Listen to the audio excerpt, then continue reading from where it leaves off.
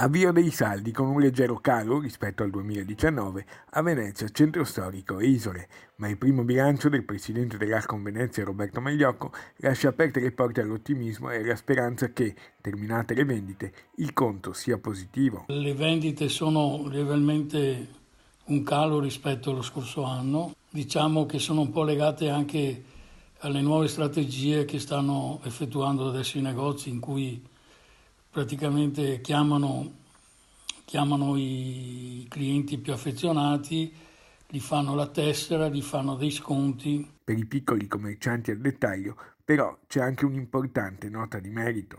Perché non ho avuto nessuna lagnanza da parte dei clienti e anche degli utenti in generale in cui verificavano che ci fosse corrispondenza tra il prezzo scontato e il prezzo reale. Tra le novità del nuovo anno, l'apertura di Ascom Venezia di un punto di dialogo con gli utenti.